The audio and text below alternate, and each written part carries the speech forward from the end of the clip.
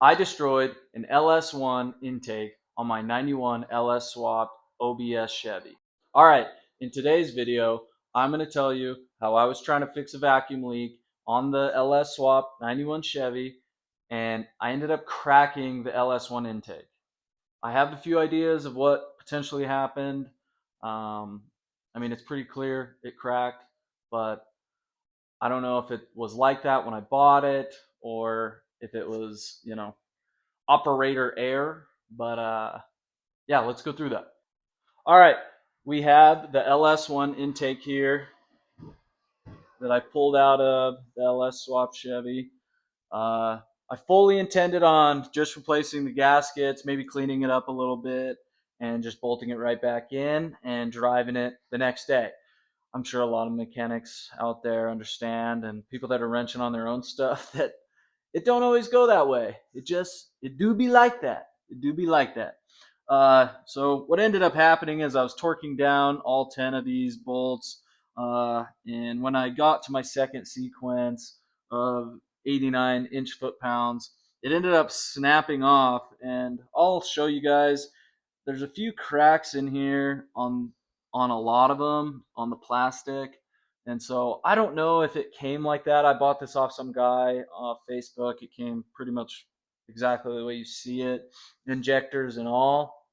And you know, I wasn't as experienced when I started doing all this, but I've gained some experience, and I know now, especially to kind of look at things like that. But it could have already been cracked.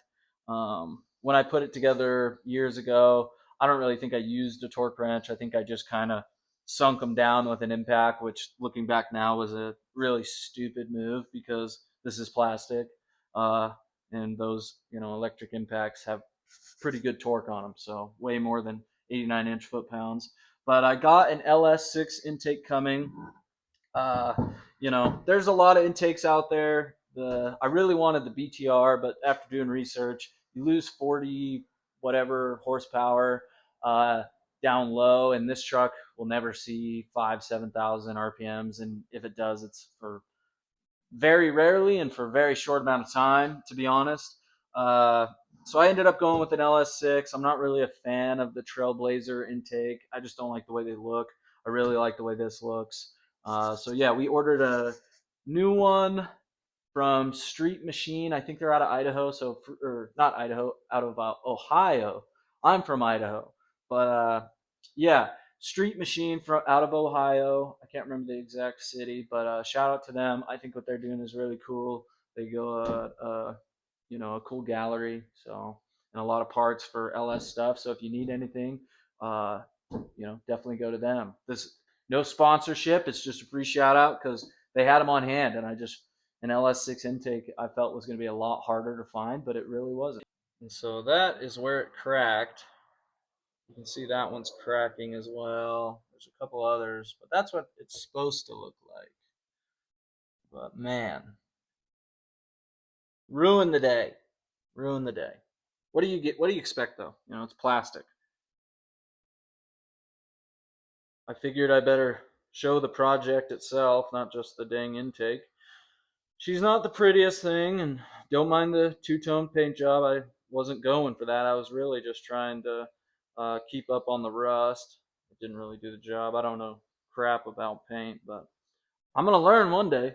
I'm gonna learn. We got the 60 LS in it. Obviously, it's all torn apart because of that intake.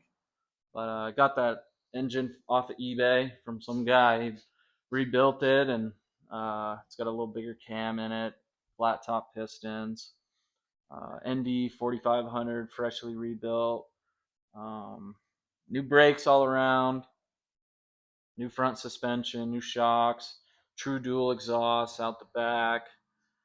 We got the Jegs hood. Love the cowl hoods on these OBS Chevys. They just look so sweet. Then we got the daily driver, L5P Duramax. A couple parts on the shelf, ready to go for it once we get the Chevy out of the garage. So stay tuned for that.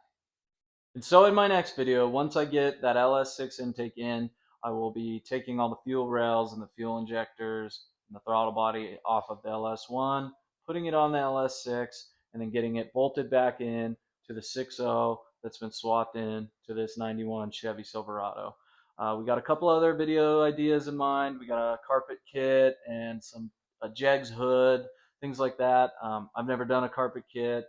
We're going to do some sound deadening. I also have my L5P Duramax outside that I have a few parts sitting on the shelf, ready to go for it.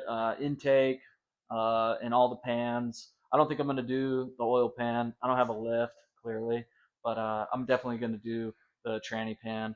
So if you like what you saw today, please like and subscribe and tune into the next video. Over and out.